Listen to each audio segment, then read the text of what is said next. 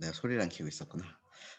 우리 저번 시간 했던 거 주기율표에서 주기율표의 역사.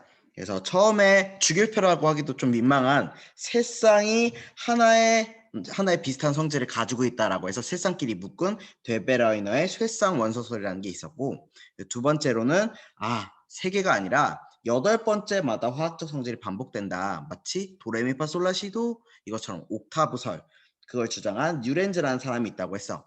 세 번째로 뉴렌즈도 뭐 얘기를 했는데, 그 뉴렌즈의 옥타브설을 사실 정확하게 자세히 살펴보면은 같은 도에 비슷한 성질이 있는 원소들이 꼭 배치되어 있는 건 아니야. 막 다른 성질이 있는 원소들도 있고, 그래서 예외들이 꽤 많았어. 그래서 요거를 원자량 순서대로 배열한 멘델레프의 초기 주기율표가 나오게 돼. 그러니까 뉴렌즈는 그냥 비슷한 순서의 애들끼리 그냥 같은 도에 위치시키고 같은 레에 위치시키고 이렇게 했는데, 멘델레프는 최초로 요 원자량 순서대로 나열했더니 비슷한 성질이 나오더라. 요런 얘기를 한 거야. 원자량 순서로 배열시켰더니.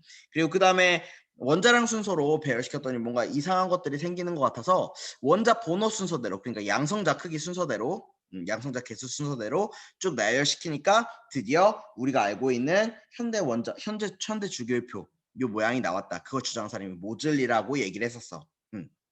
그래서 요 네 명의 과학자들로 인해서 현대 주기율표까지 오게 됐다. 이런 거 얘기했었고, 그리고 요 현대 주기율표에는 가로열, 세로열이 있는데, 가로열은 주기, 세로줄은 족이라고 얘기를 했었어. 세로줄은 족. 그래서 1쪽부터 18쪽까지 우리 그 주기율표 84쪽에 보면 1쪽부터 18쪽까지 있는 걸 볼 수 있어. 그래서 1쪽부터 18쪽까지, 그리고 같은 족은 동족 원소다. 이런 얘기 했었어. 그래서 동족 원소들은 비슷한 성질을 가지고 있다. 비슷한 화학적 성질을 가지고 있다라고 해서 알칼리 금속, 알칼리 토금속, 할로젠 원소, 그리고 비활성기체 뭐 이런 것들이 있었어. 특징적으로. 그리고 주기, 가로줄 같은 경우는 거기 84페이지 보면 1주기부터 7주기까지 있는데, 이 주기가 나타내는 건 전자가 들어있는 전자 껍질 수라고 얘기를 했었어. 그래서 이런 거 했었지. 수헬, 리, 뭐 나트륨 뭐 이런 거 했을 때, 수소 같은 경우는 우리 바닥산세 전자 배치 그리면 1s1, 그리고 헬륨 같은 경우는 1s2였어.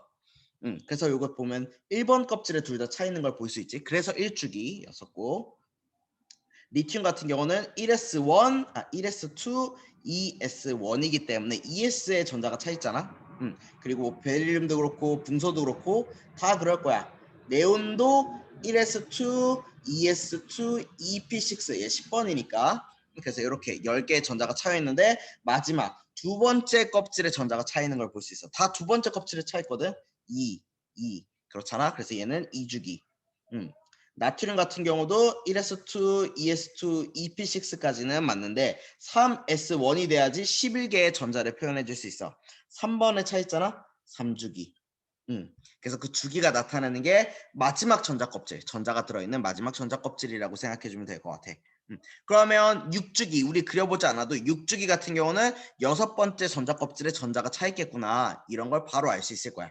그래서 뭐 뭔지 모르겠는데, 막 바륨 보면 56번이건 56번? 56번인데, 바륨 56번인데, 얘는 6주기, 그리고 2족 원소야. 그리고 2족 6주기 원소야. 이걸 보고 6주기인 걸 보고 바륨은 6번째 전자 껍질에 전자가 차 있겠구나라는 걸 알 수 있어. 그리고 요거 2족은 오늘 또 확인할 건데, 2족을 보면 세로줄 두 번째 줄, 그러니까 세로줄의 두 번째 줄이 이제 2족인데, 요 2족을 보고 아마 통합각 때 확인했었을 텐데, 원자가 전자 혹은 최외곽 전자의 수가 2개다라는 것도 알 수 있어. 지금 보면 요 1족인데, 1족 수소, 리튬, 나트륨 1족인데, 지금 보면 다 맨 마지막 껍질에 전자가 1개, 맨 마지막 껍질 2s의 전자가 1개, 그리고 맨 마지막 껍질 3번 껍질에 전자가 하나, 이렇게 차 있는 걸 볼 수 있어. 1족은 다 1개씩만 마지막 껍질에 차 있거든. 그래서 1족 원소인 거 보면은 원자가 전자 혹은 최외곽 전자 맨 마지막 껍질에 들어있는 전자의 수가 1개구나 라는 것도 유추를 해볼 수 있어. 그래서 그런 거에 대해서 조금 이따가 다음 단원에서 더 자세하게 얘기를 해볼게. 원소의 주기적 성질. 그래서 결론적으로 말하면 그 주기에 나타나는 요 숫자가 그 전자 껍질이다. 마지막 전자 껍질. 전자가 채워 있는 가장 끝에 있는 전자 껍질. 그거라고 생각하면 돼. 그래서 원소는 금속이랑 비금속이랑 그리고 그리고 중금속으로 되어 있다고 했어. 84, 85페이지에 파란색으로 되어 있는 게 금속, 초록색으로 되어 있는 게 중금속, 노란색으로 되어 있는 게 비금속인데 뭐 금속, 비금속 여러분들의 아는 성질 그대로야. 금속은 전기 전도성이 좋아. 전기가 잘 통해.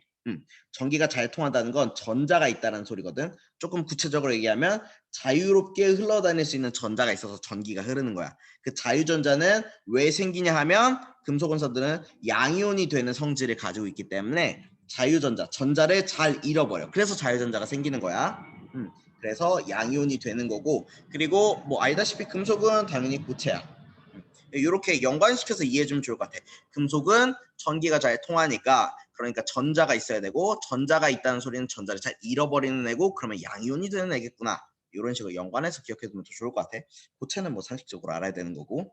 비금속 원소 같은 경우는 금속이 아닌 애들이었어. 말 그대로 비금속. 그래서 양이온이 되기 쉬웠다면 금속이, 그럼 비금속 같은 경우는 음이온이 되기 쉬운 거야. 음이온이 되기 쉬운 거. 그리고 아무래도 비금속이다 보니까 금속은 전기가 잘 통했으니까 비금속은 전기가 잘 안 통하는 애구나 라고 완전히 반대로 생각하면 돼. 그리고 금속은 주로 고체였는데 당연히 비금속은 고체가 아니라 뭐 액체나 기체였으면 좋겠다라는 생각을 할 수 있을 거야. 대부분 기체인데 뭐 요오드라든지 요오드 같은 경우, 우리 요오드라고 안 하지. 아이오딘이라든지, 아이오딘, 아이라고 부르는 애들이지. 아이오딘이라든지, 브롬, BR. 얘네들은 기체로 존재하진 않는데, 얘는 주로 고체, 얘는 액체로도 존재를 한대. 그래서 이런 것들, 비금속 원소 같은 경우는 고체로 될 수도 있고, 액체로 될 수도 있고, 기체로 될 수도 있고, 굉장히 다양해. 근데 금속은 대부분 다 고체다. 수은 빼고, 그거 기억하면 될 것 같고. 그리고 중금속은 금속과 비금속 사이에 있는 앤데, 금속은 전기가 통하는 도체야. 도체. 이거 많이 얘기하지. 도체. 비금속은 전기가 잘 안 통하는 부도체야. 전기가 통하지 않는 애 부도체인데, 중금속 같은 경우는 굉장히 특이하게도 내가 원할 때 전기를 통하게 할 수도 있고 원하지 않을 때 전기를 안 통하게 할 수 있어. 그래서 반이다. 그래서 반도체 얘기가 나오는 거야. 반도체. 중금속은 반도체에 많이 쓰여. 그래서 뭐 실리콘 이거 많이 들어봤지? 규소가 영어라면 실리콘이야. Si, 실리콘, 그리고 절마늄 이런 것들은 주로 반도체에 많이 쓰이는 중금속 원소들이다. 금속과 비금속의 중간 성질을 띠고 있다. 이 정도만 기억하고 있으면 뭐 주기율표는 큰 무리는 없을 거야. 그래서 같은 동족 원소 중에서도 1번 동족 원소는 알칼리 금속, 2번은 2족은 알칼리 토금속, 그리고 17족은 할로젠 원소, 그리고 18족은 비활성 기체. 이것만 기억해두면 될 것 같아. 얘네들은 다 고체야. 고체. 알칼리 금속, 알칼리 토금속은. 할로젠 원소는 고체일 수도 있고 액체일 수도 있고 기체일 수도 있어. 그래서 할로젠 원소라고 부르지. 그럼 할로젠 뭐 기체 이렇게 안 부르고. 비활성 기체는 얘네들은 다 기체라는 소리 같아. 그래서 활성이 없는 기체들 18쪽. 그래서 알칼리 금속 1쪽 수소 제외. 요거 많이 좀 중요해. 1쪽 원소들은 다 금속이다. 다 알칼리 금속이다. 이거 맞을까 틀릴까? 이런 거 주의해야 되는데. 대답 좀 해줘. 다 깨어있니? 우리 오늘 아침 2교시 다들 일어나 있어? 대답 좀 해봐. 살아있니? 어, 알칼리 금속에서 1쪽이 대부분 알칼리 금속인데 수소 빼고 1쪽은 다 알칼리 금속이야. 그래서 문제 이런 거 낚시 문제 많이 나오니까 주의해. 1쪽은 다 금속이다. 알칼리 금속이다. 이런 거 주의했으면 좋겠고. 그래서 금속이니까 전자를 잘 잃어버리고 자유전자가 많이 생산되고 그리고 양이온이 되기 쉽고 전자를 잃어버리니까 양이온이 되겠지. 그리고 비금속과 반응하여 이온 결합 화합물을 만든다라고 돼 있어. 그래서 대표적인 물질로는 Na 플러스 이런 양이온과 비금속 원소인 염화이온 이 두 개가 만나서 만들어지는 NaCl 소금이 대표적인 이온 결합 화합물이야. 우리 그 분자랑 그리고 이온 결합 화합물, 우리 분자식을 쓸 수 있는 것들 할 때 우리 나눴었잖아. 금속이 들어가 있으면 무조건 분자가 아니라고 했어. 분자는 비금속끼리의 결합이고 공유 결합 화합물이라고 나중에 부른다고 나중에 배운다고 했었고, 분자가 아닌 애들은 이온 결합 화합물이라고 얘기했어. 이온 결합 화합물. 그래서 금속이 있는 애들. 그래서 이온 결합 화합물. 알칼리 금속은 비금속과 금속이 만나서 이온 결합 화합물이 이루른다. 대표적인 물질은 NaCl. 리튬, 나트륨, 칼륨, 루비디움, 세슘, 프랑슘 뭐 이런 것들이 있는데 그래서 선생님 때는 어떻게 외웠냐면 앞 글자만 외웠어요. 리나가 라 세 이거 비속어인데 선생님 때는 뭐라고 해야지? 그 친구 영화가 유명했었어. 친구 아마 본 사람도 있고 안 본 사람들도 있는데 뭐 조폭 영화야. 근데 거기 대사에 니가 가라 하와이라는 대사가 있었거든. 니가 가라 하와이 막 이런 거 있었는데, 그래가지고 선생님이 그때 나한테 어떻게 알려주셨냐면 선생님이 어떻게 알려주셨냐면 리나 가라 시파 이렇게 알려주셨거든. 욕은 안 할게. 그러니까 니나가라 하면서 그렇게 알려주셨어. 그래서 리나까라 시파 이러면서 리튬, 나트륨, 칼륨, 루비디움, 세슘, 프랑슘 이렇게 앞글자만 따서 외웠거든. 근데 우리가 할 때는 여기까지만 외우면 될 것 같아. 솔직히 말하면 리튬, 나트륨, 칼륨까지만. 우리 20번 이후로는 안 배웠잖아. 그래서 요 뒤에까지는 안 해도 될 것 같아. 어쨌든 얘네들 알칼리 금속이고 일족이고 주로 양이온이 되기 쉬운 성질을 가지고 있다. 전자를 하나 잃어버려서 요 일가 양이온 플러스 1이 되기 쉬워. 리튬 플러스 나트륨 플러스 칼륨 플러스 뭐 루비딘 플러스 세슘 플러스 프랑슘 플러스 뭐 이런 식으로 이런 양이온이 되기 쉽다. 일가 양이온이 되기 쉽다. 아무래도 요 일족이라는 건 아까 잠깐 말했지만 원자과 전자 맨 마지막 껍질에 있는 전자가 한 개야. 그러다 보니까 그 한 개만 떼버리면은 조금 안정화될 수 있거든. 그래서 한 개만 잃어버리는 성질을 가지고 있어. 그게 무슨 말이냐면 우리 네온이 1s2, 2s2, EP6 이런 10개의 전자를 가지고 있는데 이러면 활성이 없대. 비활성이래. 엄청 안정한 애야. 안정. 근데 이거 말고 나트륨 볼게. 나트륨 11번인데 1s2, 2s2, EP6, 3s1 요런 전자 배치를 가지고 있어. 그래서 요 3s1 하나만 잃어버리면 네온처럼 굉장히 안정해질 수 있어. 그러면 하나 버려야지 뭘.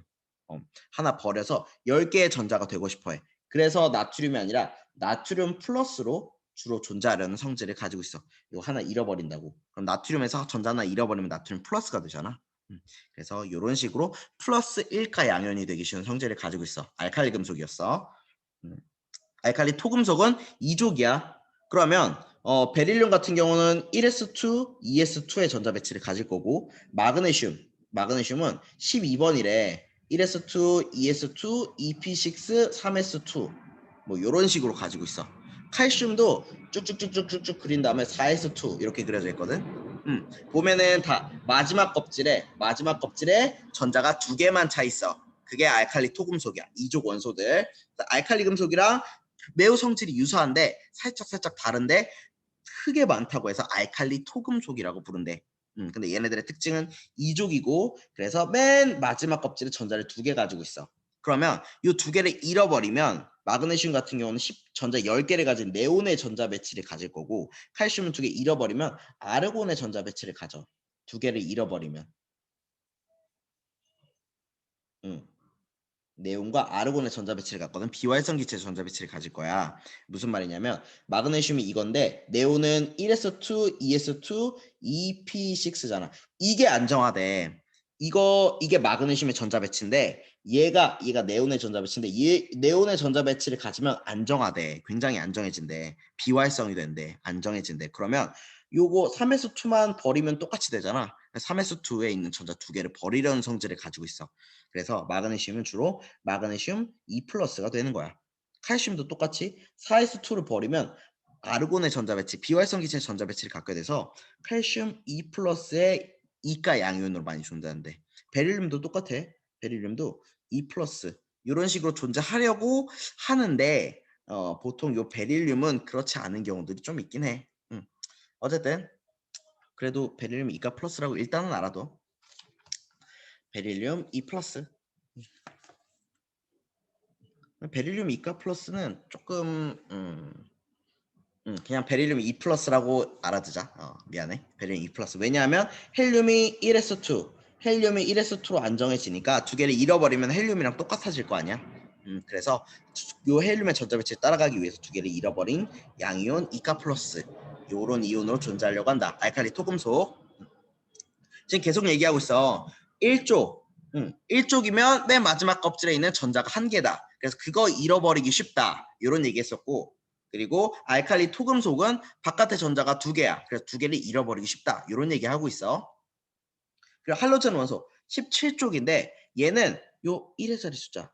족의 1의 자리 숫자가 맨 마지막 껍질에 있는 전자수라고 했어. 플루오린 요거 전자 배치 한번 그려볼게. 1s2, 2s2, 2p 9개거든. 2p 5개. 이렇게 그려주면 플루오린의 전자 배치고 염소도 그려볼게. 1s2, 2s2, 2p6 그리고 3s2, 3p5 이런 식으로 그려지는 애야.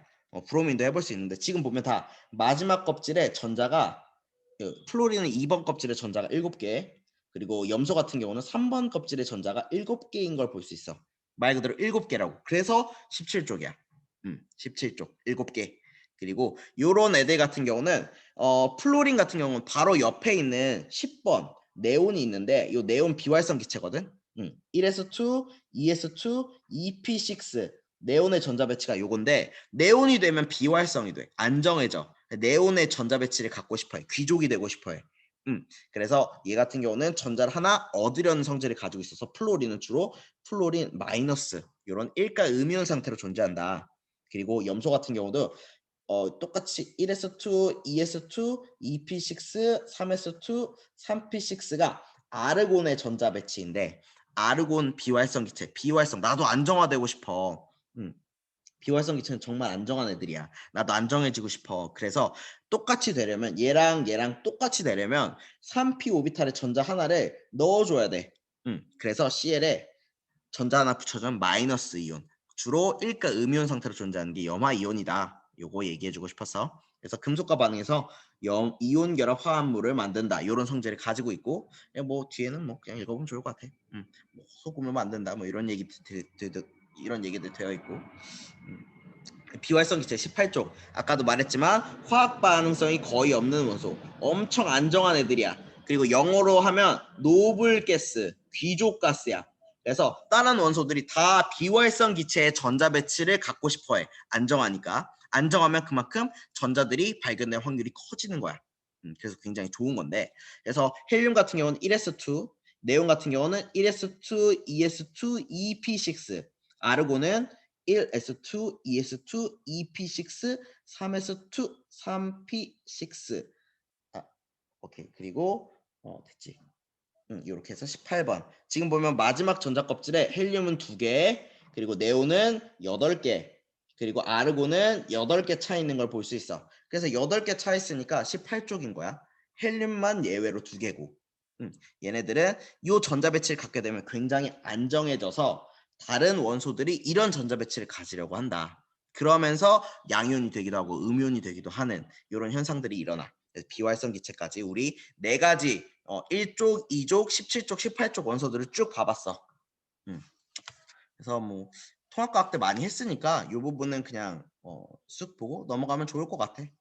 다만 요것만 주의해줘. 같은 주기라면 맨 마지막 껍질 그 주기에 의미하는 숫자가 전자가 차 있는 맨 마지막 껍질 번호다. 그거 기억하면 좋을 것 같고 그리고 족 세로줄 족 그 족의 1의 자리 숫자가 의미하는 바는 맨 마지막 껍질에 있는 전자의 개수 그거를 의미한다라고 얘기를 해주면 돼. 헬륨만 예외고 헬륨은 뭐 8개가 존재할 수 없잖아. 1의 수트에 8개 들어갈 수 없으니까 헬륨만 빼고 나머지는 다 마지막 껍질에 들어있는 전자수가 바로 그 족의 1의 자리 숫자다. 그거 유의해주면 될 것 같아. 그래서 뭐 주기율표는 뭐 요걸로 해서 넘어갈게.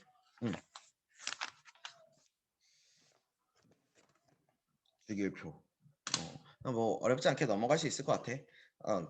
주기율표 중요한 거 과학자 4명 그리고 주기랑 족의 의미 그거 기억해 주면 될 것 같아. 그리고 알칼리 금속, 알칼리 토금속, 할로젠 원소, 그리고 그 비활성 기체 요 네 가지 요 1쪽, 2쪽, 17쪽, 18쪽 원소들에 대해서 좀 기억해 두면 좋을 것 같아. 끝. 주기표 끝. 그래서 원소의 주기적 성질 조금만 하고 수업 마칠게. 먼저 주기적 성질 하기 전에 선생님이 뭐 하나만 보여줄게. 아 맞다. 그리고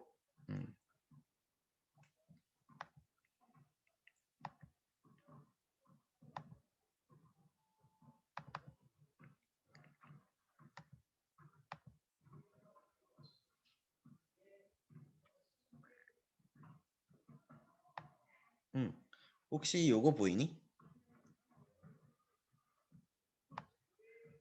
잘 안 보이려나? 메모장. 요것도 카톡에다가 써줄 건데 우리 다음 주 두 번째 시간에 수행평가 볼 거야. 예고했듯이 수행평가 볼 건데 14일, 18일 중 두 번째 화학 시간에 수행평가를 볼 거야. 그러니까 요 반 같은 경우는 지금 이 시간이겠다. 아이고.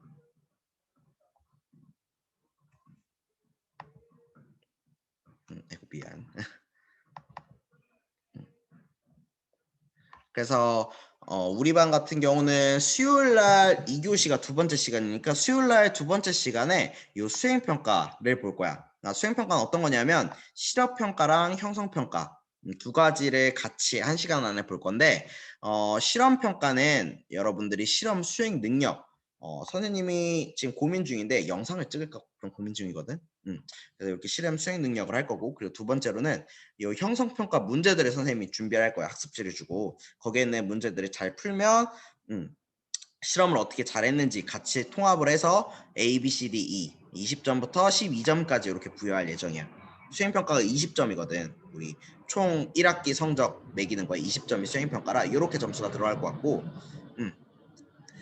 그리고 수행평가 대비하기 위해서 여러분들이 해야 될 일이 있는데 페이지 46페이지, 47페이지 뭐 많이 내가 계속 얘기하긴 했는데 0.1몰 농도 수행 만들기 중간고사 시험범이긴 한데 요거 할 거야. 그래서 선생님이 전에 구글 링크 해가지고 한번 해보라 라고 했던 거 있었어. 여기 구글 링크 들어가면 요 0.1몰 농도 수행 만들기에 관련된 뭐 문제 같은 거 좀 있거든. 그래서 여러분들이 해볼 수 있게 만들어놨어. 그래서 좀 이거 참여해주면 좋을 것 같고 아니면은 그냥 페이지 46페이지, 47페이지 읽어와도 돼. 그리고 두 번째로는 전자 배치 규칙. 요거 관련된 문제를 낼 거야. 그러니까 우리가 그 문제를 풀기 위해선 1번부터 20번까지 전자 배치를 다 그려봐야겠지. 우리 수업 시간에 일단 그 프린트 말하는 거야. 그래서 이렇게 그 전자 배치 프린트 제출하는 링크 선생님이 여기 구글 링크 달아놨는데 요거 하면은 뭐 세특에도 작성이 되고 그리고 수행평가 대비에도 도움이 되니까 꼭 해봤으면 좋겠어. 요거 카톡방에 올릴게. 이미 뭐 다 예고했던 내용이긴 한데 그래도 공지하는 게 더 좋을 것 같아서. 그래서 중요한 건요. 다음 주 두 번째 화학 시간, 그러니까 수요일 날 이 시간이야. 수요일 날 2교시. 이 시간에 여러분들 수행평가를 할 거다. 실험이랑 문제 풀기. 그거 대비하기 위해서 46페이지, 47페이지 읽고 전자 배치 1번부터 20번까지 다 해봐라. 그게 요약사항이야. 카톡에다 올려줄게 이거는.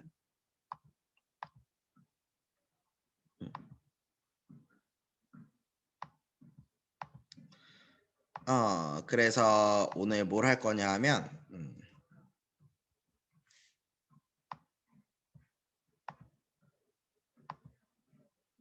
원소의 주기적 성질.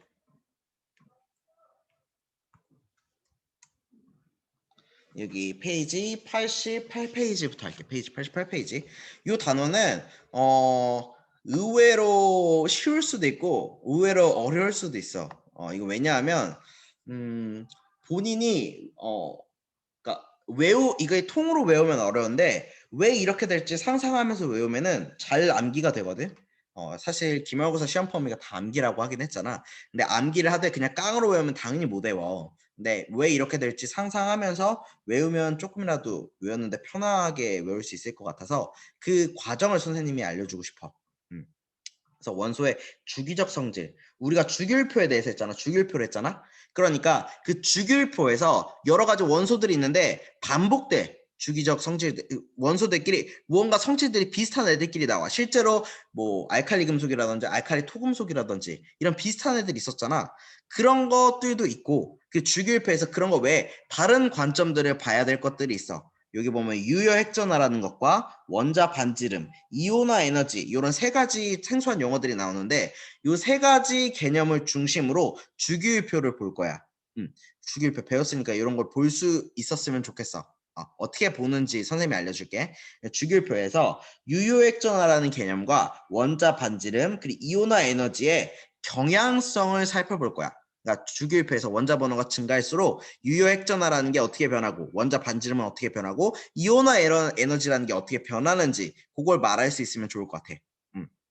그리고 우리가 배웠던 1번부터 20번까지 원소들 중에서 그 2주기, 3주기거든, 걔네들이. 2주기, 3주기에 유효액전화, 원자 반지름, 이온화 에너지 요런 것들을 그래프로 표시해서 경향성을 설명할 수 있으면 돼.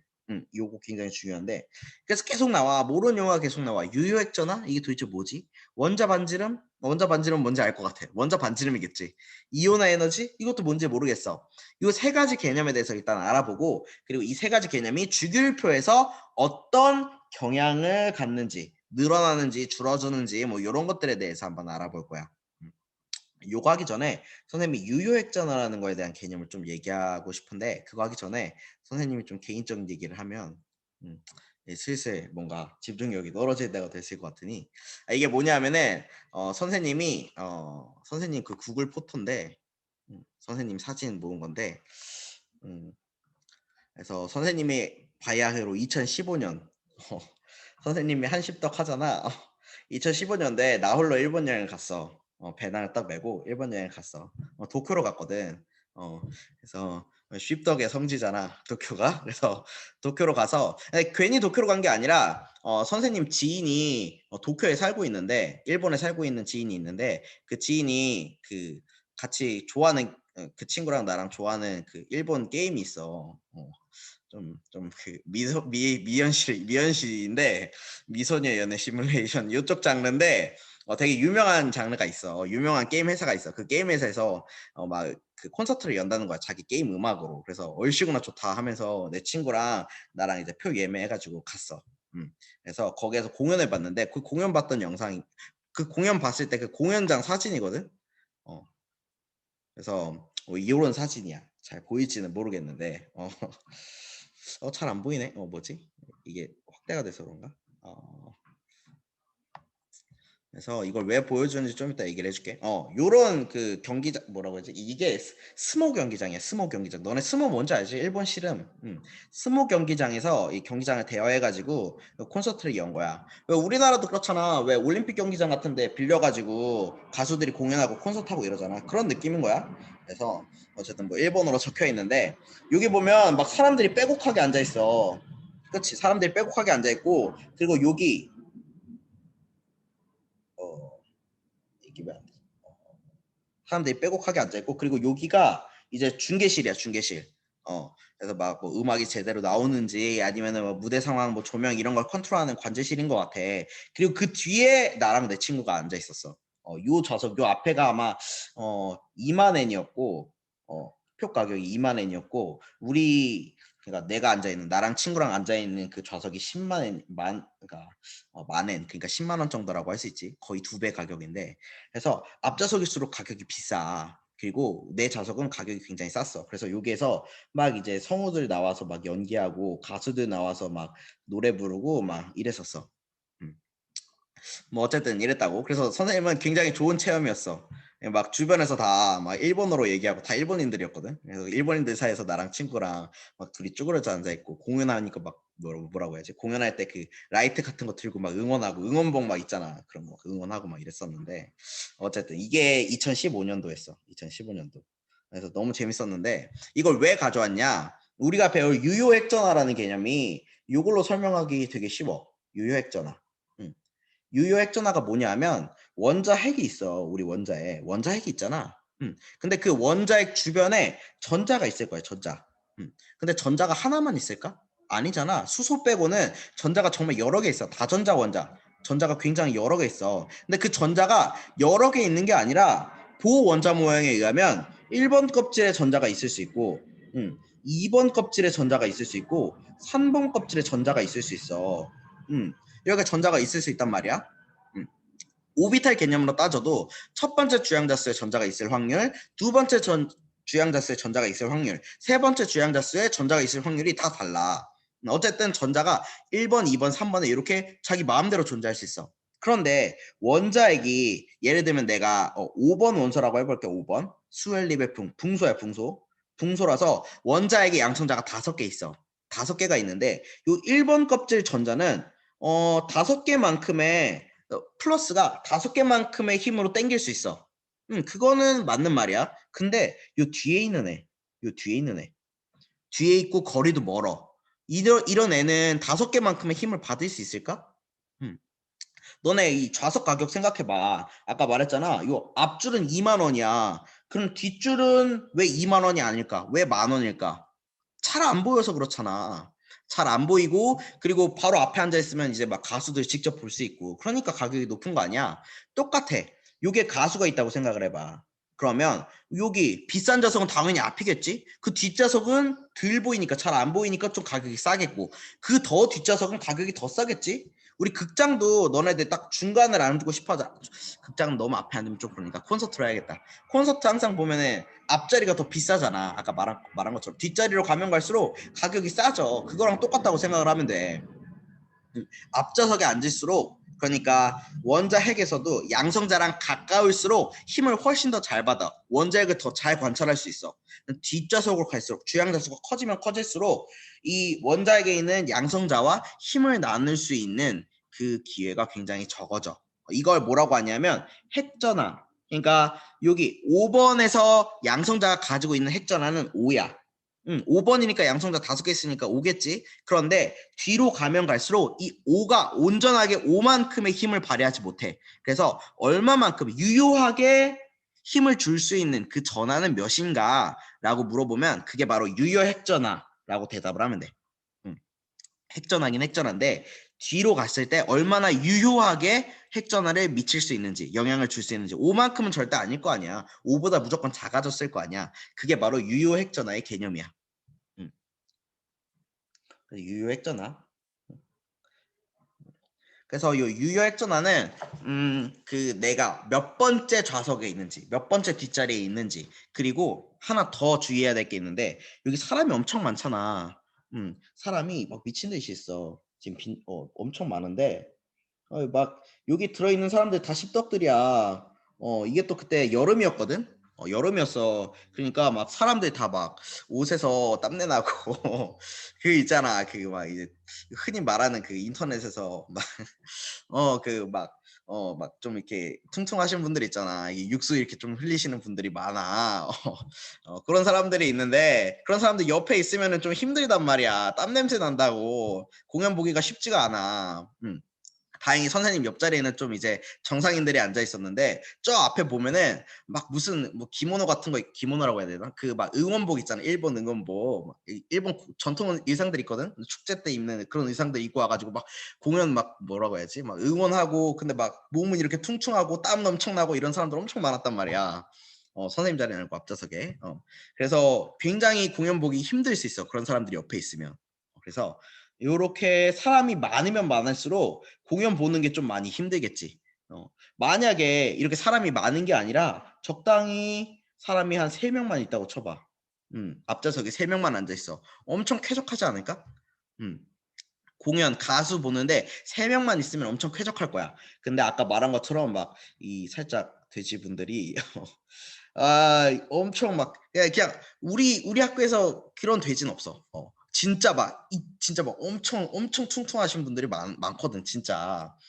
그래서 땀 많이 흘리시는 분들이 계셨는데 그런 사람들이 엄청 많으면 공연 보기가 좀 쉽지가 않다고. 그래서 원자들도 똑같아. 원자에게 보호 원자 모형을 따지면 요 1번 껍질에 전자가 8개가 들어갈 수 있어. 8개가 들어갈 수 있어. 근데 8개의 이 전자가 관람객이라고 생각하면 돼. 공연 보러 온 사람들이라고 생각하면 돼. 이 공연 보러 온 사람들 다 이 땀내 나는 애들이란 말이야. 땀내 나는 애들이 많으면 많을수록 공연 보기 쾌적하겠어? 쾌적하지 않단 말이야. 같은 껍질에 전자가 적으면 적을수록 나한테 요 양성자 가수라고 생각하면 돼. 요 가수를 그 가수한테 집중하기 더 좋을 거 아니야. 옆자리에 사람이 없으면 없을수록. 그래서 유효액전화라는 개념은 내가 얼마나 가수를 더 잘 볼 수 있을까, 그 공연하는 사람을 잘 볼 수 있을까를 생각을 하면 돼. 그래서 유효액전화라는 건 앞자리에 앉을수록 가수를 더 보기 좋겠지. 공연에 더 참여하기 좋겠지. 그리고 옆에 사람이 없을수록 좋아. 옆에 사람이 없을수록. 그래서 같은 껍질에 전자가 적을수록 좋아. 그래서 클 거야. 요것만 기억하면 유효액전화를 우리가 유효액전화가 원자 번호가 커지면 커질수록 유효액전화가 어떻게 변할지 예상을 볼 수 있어. 그래서 이렇게 얘기를 해봤는데 뭐 특정 그런 분들을 비하려는 건 아니고 어쨌든 내 그냥 그때 공연에서의 그 경험을 좀 비유해서 유효액전화라는 개념을 좀 설명하고 싶어서 가져와봤어. 이게 되게 되게 진짜 괜찮은 경험이었거든. 이거 말고 다른 사진들이 있는데 갑자기 공개하면 요런 이제 그 입장 띠를 가지고 입장해서 2015년도 겨울이었구나. 여름이 아니었네.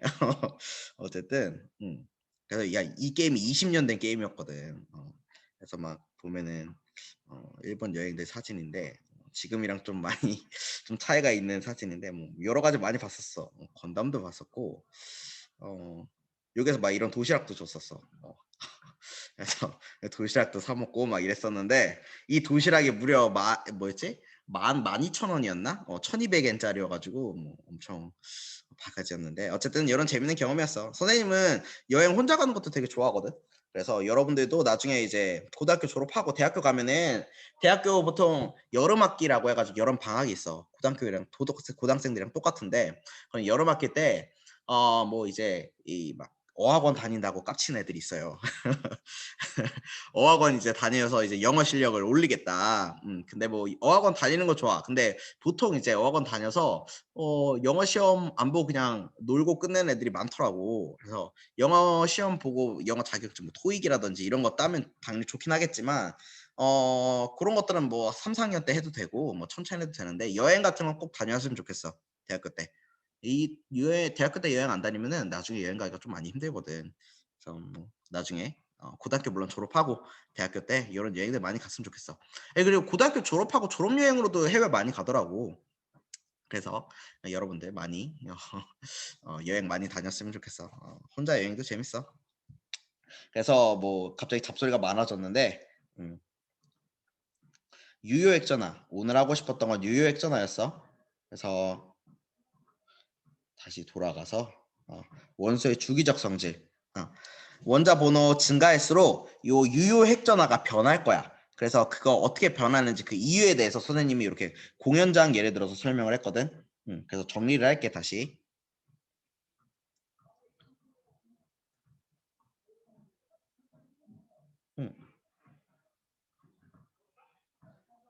그래서 유효 핵전화라는 건 말 그대로 핵전화야, 핵전화. 수소 같은 경우는 핵전화가 1이야, 일단. 그리고 리튬은 핵전화가 2이고 그 양성자 개수를 말하는 거야. 양성자 개수. 근데 왜 미안. 갑자기 공유가 끊어졌는데 잠깐 공유를 안 했구나. 유효했잖아. 방금 했던 건데 내가 잡소리가 많았는데 그냥 뭔가 친근함을 가졌으면 해서 소개를 한 거고 유효액전화 요걸 설명하고 싶었어. 유효액전화는 우리 콘서트장에 가수를 보는 것과 같다라고 생각을 해주면 돼. 그래서 일단 HLI 리튬 수헬리 헬륨이 2고 리튬은 3 베릴륨은 4 이런 식으로 양성자 개수만큼 핵전화가 있어. 핵전화 1, 2, 3, 4 그래서 원자 번호가 증가할수록 핵전화는 1씩 증가해. 요거는 우리가 당연하게 받아들여야 되는 개념인데 요 맨 가까이에 있는 애들은 3만큼 받을 수 있겠지. 근데 그 뒤에 있는 애들 또 그 뒤에 있는 애들은 온전히 3만큼 받지 못한단 말이야. 실제로 작용한 핵전화가 1만큼 증가하지 못해. 그러니까 예를 들어서 리튬이 3이라면 얘는 3만큼 받을지 몰라도 요 뒤에 있는 애들은 3보다 작아질 거란 말이야. 뒤에 있으니까 가려질 거란 말이야. 그래서 그 가려지는 정도를 고려한 핵전화가 바로 유효 핵전화라는 개념이야. 요게 가수고 요게 이제 우리 사람이라고 생각을 하면 돼. 그래서 사람 뒤에 계속 가려질수록 가수를 못 보니까. 그래서 유효 핵전화는 처음에 이렇게 가리는 전자가 없을 때, 그러니까 가린다라는 말이 옆에 전자가 없거나 아니면 앞에 전자가 없거나 오롯이 얘 혼자만 있으면 혼자만 있으면 가리는 전자가 없기 때문에 유효 핵전화는 1이야. 1 온전히 그대로 다 받는 거야. 그런데 만약에 6번 원소라고 할게, 탄소라고 할게. 그랬을 때 요 전자가 받는 힘은 지금 요 옆에 있는 전자가 있기 때문에 거슬리고, 그리고 요거라고 하지 말게. 요거보다는 거슬리고 그리고 이 뒤에 있는 전자 개념, 이 뒤에 있는 전자 기준으로 보면은 요 앞에 있는 전자가 내 앞에 그 가수 보는 걸 막아. 가수 보는 걸 막고, 그리고 요 옆에 있는 애들, 내 옆에 육수들 막 흘리는 애들 많단 말이야. 땀 흘리는 애들 엄청 많아. 애들이 나 방해한단 말이야. 공연 보는데. 그러니까 실제로 6만큼을 보지 못해. 그래서 그렇게 가려져서 6만큼 받지 못해서 그거보다 작은 핵전화만큼 받는 걸 유효 핵전화라고 한다고. 실제로 작용하는 핵전화. 그래서 안쪽 껍질 전자 2개, 요 2개가 얘 기준으로 보는 거야. 얘 기준으로 요 2개가 내가 공연 보는 걸 막을 거야. 그래서 가리는 현상을 가지고 있고, 그리고 요 옆에 있는 애들도 내가 공연 보는 걸 방해해. 같은 전자 껍질에 전자 3개가 핵전화를 가리기 때문에 요 나머지 5개가 다 가려. 다 방해야. 나 혼자만 있으면 좋은데 나머지 5명은 다 내 방해야. 그래서 방해하는 애들 고려한 게 바로 유효 핵전화라고. 유효 핵전화. 그래서 유효 핵전화는 원자 번호가 증가할수록 1, 2, 3, 4, 5 이렇게 증가할수록 핵전화가 커지겠지. 핵전화가 당연히 커져. 양성자 수가 증가하니까 유효 핵전화는 당연히 커질 거야. 당연히 커질 건데, 근데 유효 핵전화가 증가할수록 원자 번호가 증가할수록 양성자가 증가하지만, 근데 전자수도 증가하잖아. 전자수도 증가하잖아.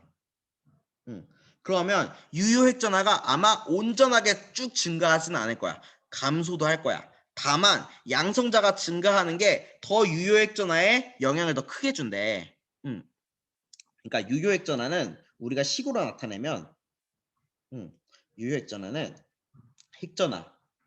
핵전화에다가 가로 막기, 우리 교과서에는 어떤 용어로 되어 있냐면 가려막기 효과. 영어로 하면 스크리닝 이펙트래. 스크린 이거 스펠링 맞나? 갑자기 헷갈리는데.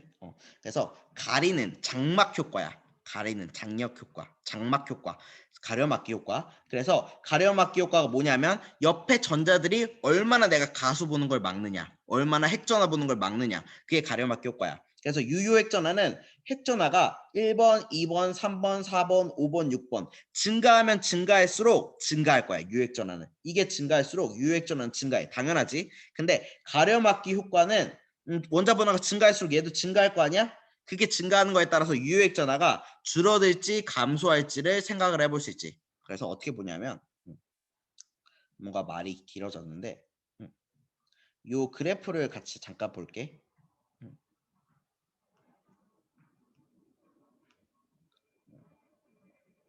이거 우리가 다 배울 건데